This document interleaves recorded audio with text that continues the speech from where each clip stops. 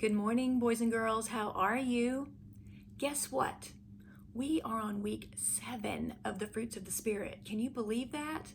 You guys have been doing an amazing job the last 7 weeks of learning the fruits of the Spirit, and I'm so proud of you. So let's continue to start the way we have been so that we can keep memorizing and get to the end and have it solid in our minds and have all the sign language down as well. All right, are you ready? I'm going to start it and you're going to give me the fruit of the Spirit. All right, but the fruit of the Spirit is love, then joy, peace, patience, and then kindness, goodness, faithfulness,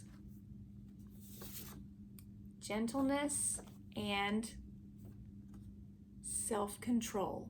Against such things there is no law. Galatians 5:22 and 23. You guys are awesome. You do it every week, and I'm so proud of you. High five somebody in the room. You did a great job. High five yourself if you're by yourself. There you go. So this week we're going to add faithfulness. That's our new fruit of the Spirit. So let's do the signs for the ones that we know, and then I will add the new one for you. All right, so let's do the the signs for the words first. All right, so love, joy, peace, patience, kindness, goodness. Okay, and this week is faithfulness. So like last week when we learned goodness and we just learned that this is good, but we can use it for goodness, we're going to use the sign for faithful, but you can use it for faithfulness. So make two little okay signs like this, put them in front of you, and it's faithful. Okay, we're going to use it for faithfulness. Faithfulness. Okay, one more time. Faithfulness. All right, let's do them all, and then we'll put them into the memory verse. Ready? Love, joy, peace, patience, kindness, goodness, faithfulness. All right, are you ready? But the fruit of the Spirit is love, joy, peace, patience, kindness, goodness, faithfulness, gentleness, self-control. Against such things there is no law. Galatians 5:22, 23. Amazing. You guys are just blowing it out of the water, and I'm so proud of you. All right, so faithfulness this week. It's kind of a hard thing to understand and grasp because you can't put your hands on faithfulness. Okay, if I pick up my little kindness critter right here, I can touch him, I can feel him, I can see him, but that means he's tangible. I can use my senses and get him. But faithfulness is hard because faithfulness isn't something that you can reach out and touch. Faithfulness is the result of actions that people do. So today, to try to get a concept or a picture of that, we're going to talk about Moses. All right, so Moses was chosen by God to lead the Israelites out of Egypt. And Moses didn't want to do it because he didn't think he was a good leader. He told God he didn't speak well in front of crowds, and God was like, you know what? You're my guy. I need you to do this, and I will be with you every step of the way. I will be faithful to you, to walk with you and give you everything you need. So Moses did it, and he went to Pharaoh several times saying that he was going to take the Israelites out, and Pharaoh's like, no, you're not. So God sent plagues of things like frogs and locusts and flies. He turned the water to blood, all these kinds of things to convince Pharaoh to let Moses take the people out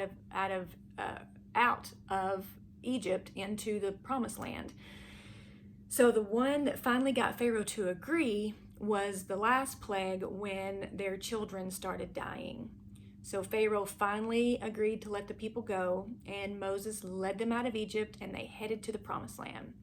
Their fear was that Pharaoh would follow them.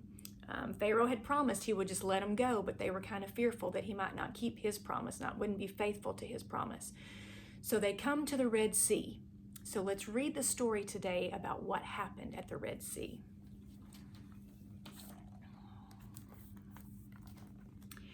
It was a long journey leaving Egypt. The Israelites camped on the shore of the Red Sea. The people were feeling really nervous. Moses squinted into the darkening sky. Had he heard something? Something in the distance? Moses shook his head slowly. He did not trust Pharaoh. The king of Egypt had said he would not follow, but they were afraid he would not keep his promise. "Do you think Pharaoh followed us?" Aaron asked. Moses stood listening. "We will see," Moses said. "We will see." Moses didn't have to wait too long, though. Soon, a growing cloud of dust rose up in the distance.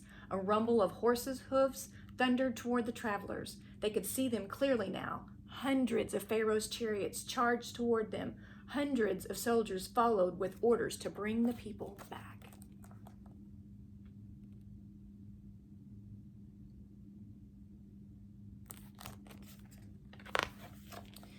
"We're trapped," someone yelled. A strong wind began to blow. Cries went up from the people. "Moses," they shouted, "you have brought us here to die." "Don't be afraid," Moses told his people. "Stand firm. God is with us." Moses gripped the staff in his hand. "Prepare to move out," he shouted to the wind. "Where, Moses?" Aaron said. "There's no place to go." "Through the Red Sea," Moses said. "God will make a way." Moses stood on the edge of the shore. He raised his right arm. He stretched his staff out over the white waves. The waters trembled and divided. The wild wind roared. Soon a wall of water stood on the left and the right. Dry land appeared between the walls, a safe path to the other side. "Move now," Moses ordered. How strange it must have felt to step on the sandy path. How scary to feel the spray from the water waiting on either side. Would God save them? Would God keep the promise to Moses? In the morning, Pharaoh's army stood on the Red Sea's shore.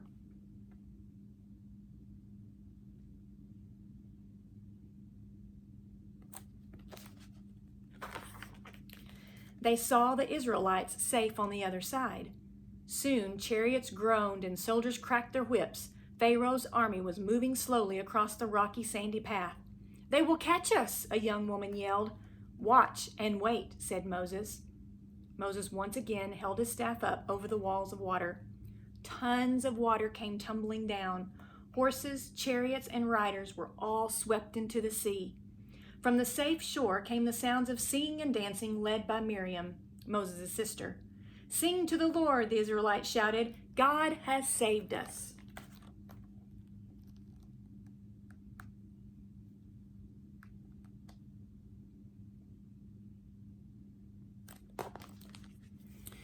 So while the Israelites couldn't reach out and touch faithfulness, God showed his faithfulness in Moses being able to raise his staff and causing the sea to part and make big walls of water and a dry path for them to go through to get to the other side.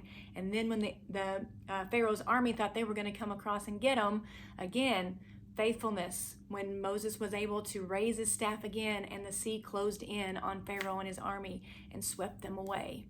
So that's what makes faithfulness hard as far as being able to describe it or prove it, I guess is a good word. So I was thinking, what could we do this week to see faithfulness, show faithfulness, make it real for us? So I've made this little rainbow and I put the word faithfulness on it. And this week I'm going to actually use Pastor Sean's phrase where on Sunday nights when we're at the worship experience, when he says, "Where have you seen God this week?" I'm going to use that and I'm going to see where God, I can see where God is faithful in promises to me and in ways that I'm faithful to God in the promises that I want to keep to him and how I'm faithful to and with my family and friends, and just see if I can be aware of faithfulness around me this week. And you can make a rainbow if you want. You can use sticky notes. You can just write it on a piece of paper. You can tell somebody at your house whenever you see something. However you want to do that this week is up to you. All right. Let's add a memory verse. So this week we're going to add Psalm 100 verse 5. It says, For the Lord is good, and his love endures forever. His faithfulness continues through all generations. Psalm 100, verse 5. All right. Bow your heads.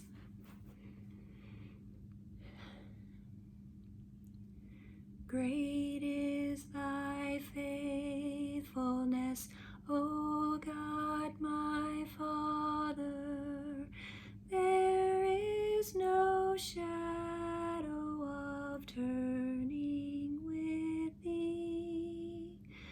Thou changest not, thy compassions, they fail not. As thou hast been, thou forever will be. Great is thy faithfulness, great is thy faithfulness. Morning by morning, new mercies I see. All I have needed, thy hand hath provided. Great is thy faithfulness, Lord, unto me.